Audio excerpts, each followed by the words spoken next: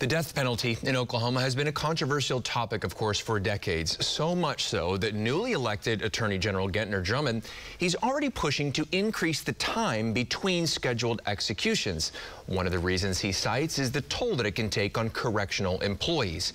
So today, it's obviously a difficult topic, but here to walk us through the death penalty in Oklahoma, the ins and outs of it, is attorney Alexis Gardner. Good morning, Alexis. Good morning, Dave. Let's start off with the beginning here. So if the state of Oklahoma is going to prosecute a case, and if they are going to try for the death penalty, there are a number of thresholds that you have to hit to be able to do that. A bill of particulars. Kind of take it from the beginning here.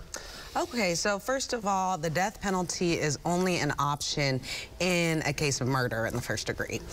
And then once that murder has been filed, the prosecutor's office has to file what's called a bill of particulars, where they have to state with specificity the particular aggravating factors that would warrant the death penalty. So there are a total of 8 different aggravating factors, one of them being causing risk of death to more than one person. So if more than one person died, or even if only one person died, but the people were at risk. If you killed a police officer while they were in performance of their official duties.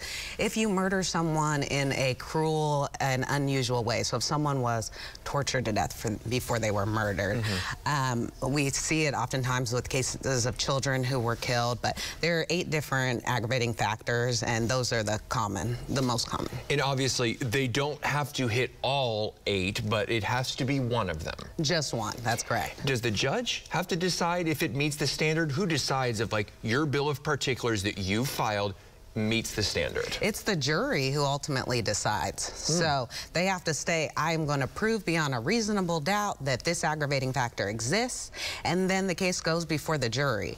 And they have the guilty or innocent stage, right? And then after that is the punishment stage, and that's where the prosecutor has to make their case for why it warrants the death penalty. And then the jury can decide, you know, maybe they decide, yes, they want the death penalty, no, maybe life without the possibility of parole, or just life. As I mentioned earlier, you know, at the top, Attorney General Gentner Drummond wants to increase the time between executions from 30 days to 60 days. And, you know, do we carry out a lot of executions in Oklahoma? I counted 8 since October of 2021 when they were restarted. Well, Oklahoma actually has the highest execution rate per capita in the United States. However, we see a trend across America where the death penalty is becoming less common. So just a couple decades ago, there were over 150 people on death row in Oklahoma. And today, there's less than 50 people. And we see that almost half the states have outlawed the death penalties. 27 states still have the death penalty. But over the last 40 years alone, 160 Americans have been exonerated who were sitting on death row. So we think that has something to do with the trend and Americans taking more pause at ending a human life when they could very well be exonerated.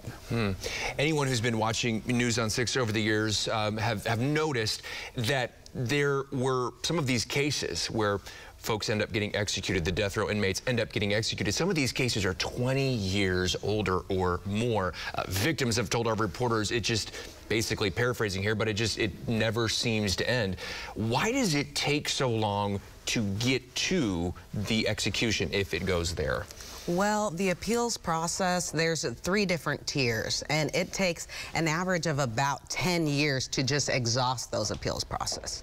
But even then, most death row inmates are on the row for an average of at least 2 decades.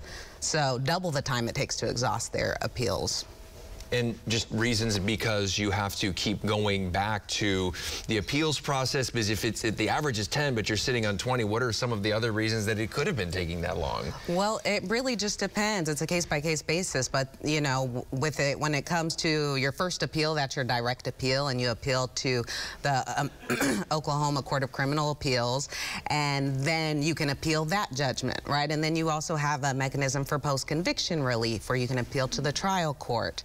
And then exhaust those remedies. And then ultimately, you can do a federal habeas corpus appeal, and then that involves potentially going all the way up to the United States Supreme Court, the highest court in the land. So there are several different lawyers, several different entities, different district courts, circuit courts, and that's part of the reason it takes so long. All right, well, Alexis, Gardner, it's been enlightening. Thank you through this tough topic. I just wanted to talk about this because obviously it's been in the news a lot over the last 2 years in Oklahoma, so I just wanted to help us all get a better understanding of it. So, Alexis, thank you again for today. Thank you, Dave.